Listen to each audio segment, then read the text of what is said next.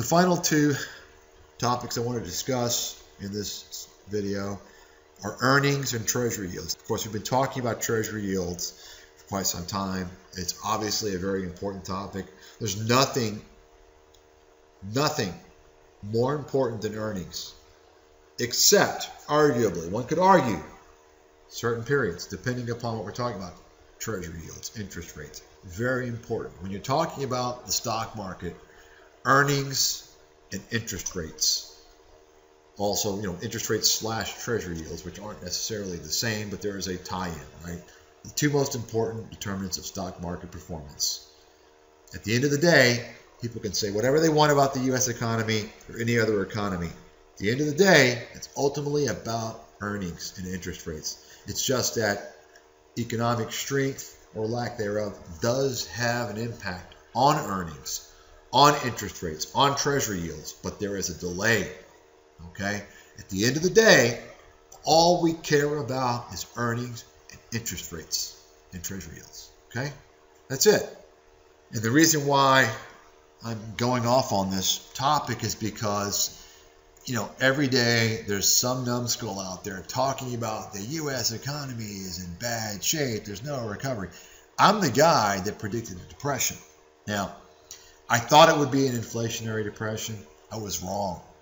Didn't anticipate the banks holding on to the money.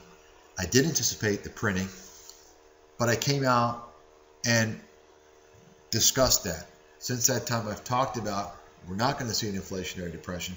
We're going to see a depression that's silent. It's based upon long-term things, other issues, and we're in a depression. There's no doubt about that. I could sit here and talk about the problems in our economy as proficiently, if not better, than the vast majority of numbskulls in the media. I'm the guy that identified all these things, but I'm not going to do that. I haven't been doing that.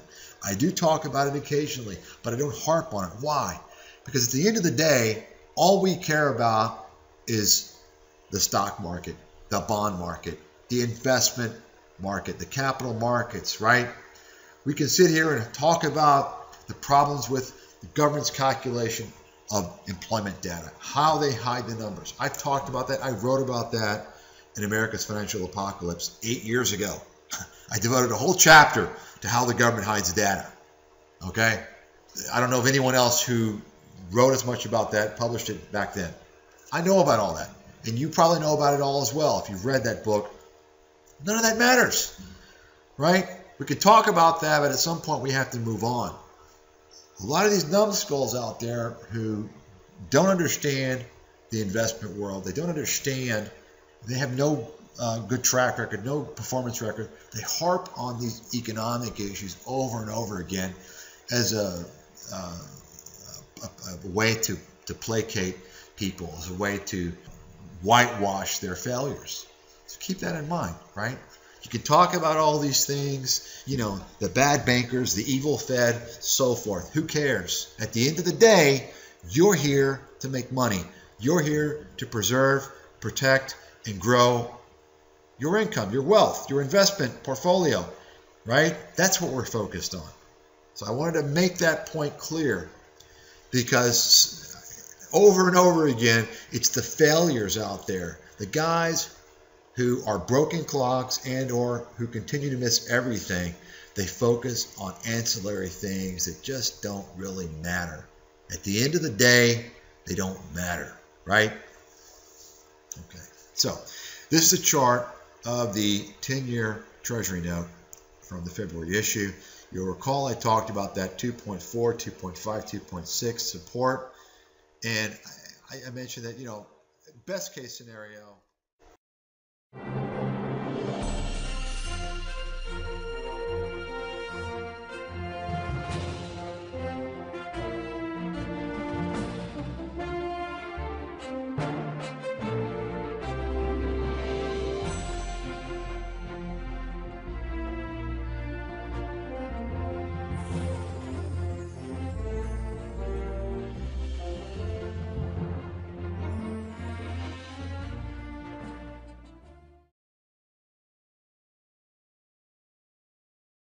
I challenge anybody who's like one of the big spokespersons for gold. I personally will bet Peter Schiff any amount of money that he would like that we're not going to have hyperinflation. Any amount of money. And I'll guarantee you he won't take the bet. Because these guys don't care to be right. They're salesmen. They just want to give you this perception. You see, they're all salesmen. They've all been saying the same thing. Peter Schiff's the gold dealer. All these guys are either gold dealers or they're getting paid under the table or through open disclosure endorsements by gold dealers. Why don't they pay a little attention to what I've got to say? Why don't they listen to this video blog to have a better idea of what's actually going to happen? You can't talk your way out of this one. Earlier today, he was talking about Treasuries and how the Chinese would no longer buy. They would step away. Are you short Treasuries, Peter? Actually, I am. You are. I've been short for a while, though. Because we have a dollar crisis, we have a currency crisis that brings on an even worse financial crisis, and I think that currency crisis is coming soon. It's going to send the dollar plunging. They act like a feminine, cowardly chicken neck because they want to train you to act like that. $77.71 for an 11.5-ounce container of Folgers Classic Roast Coffee. Not according to me, according to inflation experts. They don't. This is a disastrous monetary policy. It's kamikaze monetary policy. The dollar isn't just going to go down. It is going to collapse. Your final nail in the coffin of the U.S. dollar. When people figure out the promises are worthless because the money is worthless. You're looking at these foreign currencies. The dollar is going to go through the floor. The dollar index is going to go down to 40. It might even go to 20. I mean, this is going to be a free fall. Overall brightening of this picture is really what helped Fannie Mae swing to an $8.1 billion profit in Q1 of this year. Now, they also said that profits were so good at the company that they're able to release a $50 billion tax credit. Now, as you know, Fannie Mae has to pay all of its profits to the Treasury, and that means that by the end of June, they will have paid $95 billion to the government. What happens is if Fannie and Freddie ever have any profits in the future, that the U.S. government is ahead of the common shareholders to receive those profits, but there aren't going to be any profits. There's going to be hundreds of billions of dollars, maybe even over $1 trillion of losses. And they're going to be borne not just by the U.S. taxpayer, but by anyone, anywhere in the world who's unfortunate enough to own U.S. dollars. So what the government is going to do with this billions of dollars that it's getting from the two mortgage giants? Back to you guys, Carl. The Fed's been printing money like crazy. $3 trillion. Expanded our monetary base. And what happened? The dollar went up. That's right, it went up. Look for yourself. Take a look at this chart. This is the dollar index. We go all the way back to the point where the Fed started all these extraordinary measures to try to help the economy, when it really started to put the pedal to the metal in terms of all this money printing. The dollar index back in 2008, just before the Lehman crisis, was at 72. Now look at it. Now it's at 84. Hey guys, take the fucking blindfolds off. Certainly a lot of our viewers may have missed out on the housing rally and the stock rally because they're listening to you. Certainly a lot of our viewers may have missed out on the housing rally and the stock rally because they're listening to you. Chicken neck. Reported on it after the fact. And when the bubble bursts in the U.S. bond market, when the dollar tanks, I'm sure you'll be there to report about it. Something bad will happen eventually, Peter. Excellent investment thesis. Something bad will happen eventually, Peter. Excellent investment thesis. Something bad will happen eventually, Peter. Excellent investment thesis. Something bad will happen eventually, Peter. Excellent investment thesis. But either way, I wouldn't want any part of the U.S. stock market or the U.S. bond market. Nobody's going to make any real money here. Well, I don't think there's any chance over time that I'm wrong. I just don't see how that's possible. 0%, Peter. I still say that hyperinflation is the worst case scenario. So I never say that we're going to have it for sure. And this is pure inflation, Latin American style. This is hyperinflation. This is Zimbabwe. Whatever happened to hyperinflation? This is something that you have been hammering on since 2008. Why haven't we seen that happen?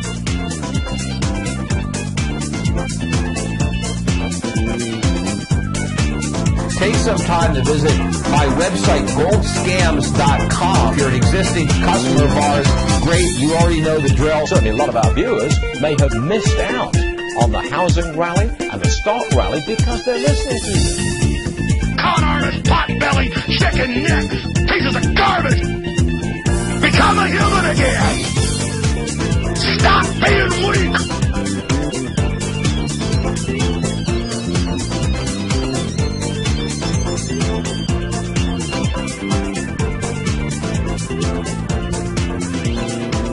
Please pass this video along to everyone you know. They act like effeminate, cowardly chicken necks because they want to train you to act like that. I took this exam yesterday. It was an 8th grade exam. That was from the 1920s. It was an exam given to young kids. Maybe it was 8th graders. So it wasn't like there was, but they had geography in there, English, math, basic questions. And I took it, and I got like a 50-something percentile. I flunked the exam, right? That was given to 8th graders. Of course, I didn't study for it at all, right? So, that's the difference. I just took it cold. But either way, I wouldn't want any part of the U.S. stock market or the U.S. bond market. Nobody's going to make any real money here. Why don't they pay a little attention to what I've got to say? Why don't they listen to this video blog to have a better idea of what's actually going to happen? But either way, I wouldn't want any part of the U.S. stock market or the U.S. bond market. Nobody's going to make any real money here.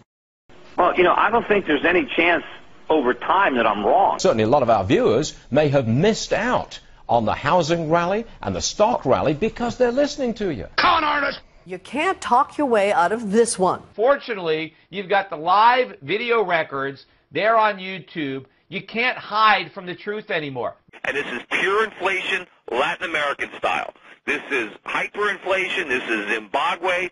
Whatever happened to hyperinflation? This is something that you have been hammering on since 2008. Why haven't we seen that happen? Please pass this video along to everyone you know.